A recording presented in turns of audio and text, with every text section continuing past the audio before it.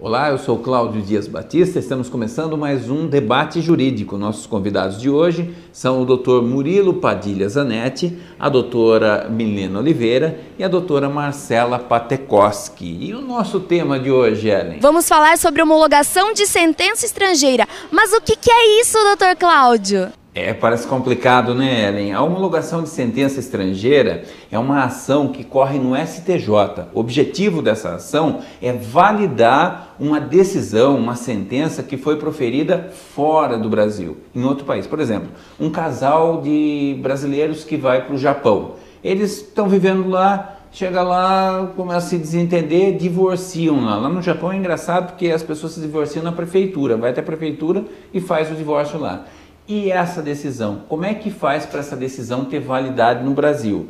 Essa decisão, ela precisa passar por várias coisas, uma delas é uma tradução, ela vem para o Brasil e um advogado vai dar entrada num processo no STJ. Aliás, sobre essa questão, vou perguntar aqui para a doutora Milena Oliveira. Precisa de um advogado para entrar com uma homologação de sentença estrangeira, doutora Milena? Sim, assim como qualquer outro processo judicial, é necessário um advogado. Ok, e tem algumas coisas que precisam constar nessa sentença, nessa decisão, nessa cópia que a pessoa vai trazer do processo. Quais são esses requisitos que tem que ter, doutora Marcela?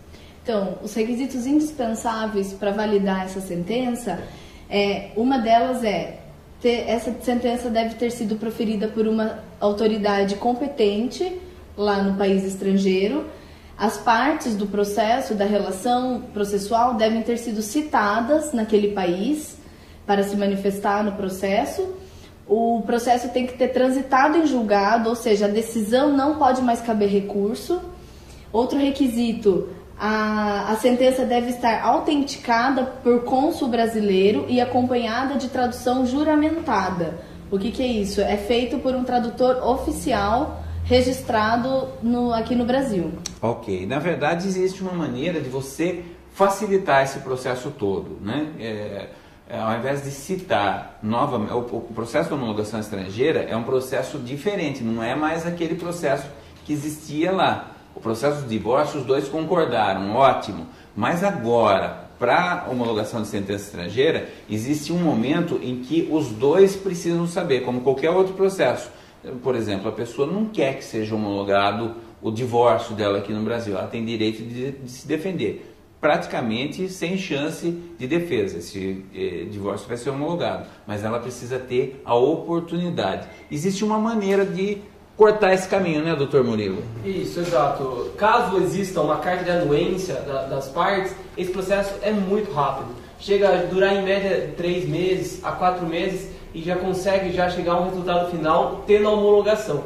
Caso não exista essa carta de anuência, tem que ser citada essa pessoa no estrangeiro, através de uma carta, para que ela se manifeste aqui no Brasil. Isso leva bastante tempo. Isso, geralmente 1 ano, um pouco mais talvez. Ok.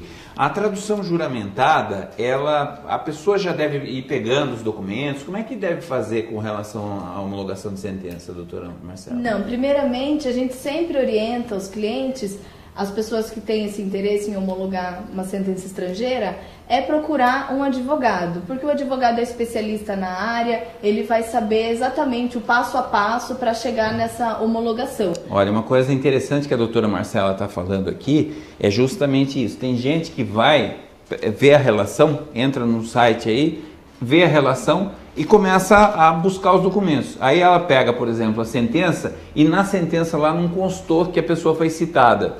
Aí ela vai e manda para o tradutor. O tradutor traduz e a pessoa perde aquilo, porque estava faltando uma parte, vai ter que pagar outra tradução. Existe uma maneira de você economizar dinheiro e tempo, que é justamente, já desde o começo, estar assessorado por um advogado especialista na área. Isso, porque o advogado já vai ter todo o contato do tradutor juramentado, porque muitas vezes a pessoa não sabe onde encontrar um tradutor juramentado, porque não é um tradutor comum, não é uma pessoa, um profissional que faça tradução livre. Precisa ser juramentado, ou seja, oficial, reconhecido pelo judiciário. Exatamente, pelo judiciário brasileiro. Não basta ser, ele é juramentado. Na justiça americana, não, esse não vale. Tem que ser perante a justiça brasileira. Isso, e esses tradutores, esses profissionais são encontrados são cadastrados nos registros da JuSesp. Ok. E você, tendo um advogado para te auxiliar, ele vai já naturalmente indicar, pode até abreviar esse caminho e fazer o contato direto com o tradutor juramentado. Bom, esperamos aí ter resolvido, esclarecido essa questão toda, mas não é só de casamento, de divórcio que é feita a homologação de sentença estrangeira, não. Tem empresas que perdem processos, por exemplo, nos Estados Unidos. E essa decisão, ela não pode ser cumprida sem antes passar pelo STJ, para que possa fazer a homologação. Na hora de executar, de fazer a cobrança efetiva, tirar o dinheiro, é assim que é feito. Faz-se a homologação da sentença estrangeira e depois esse processo vem para o Brasil. Vocês sabem qual que vai ser o tema nosso da semana que vem? Algum de vocês sabe o que a gente vai falar? Ainda não. Ninguém sabe? Olha, vamos saber com a Ellen Lopes. A Ellen hoje quase não falou nada. Vamos para as ruas da cidade com a Ellen Lopes. O assunto é muito polêmico. Erro médico.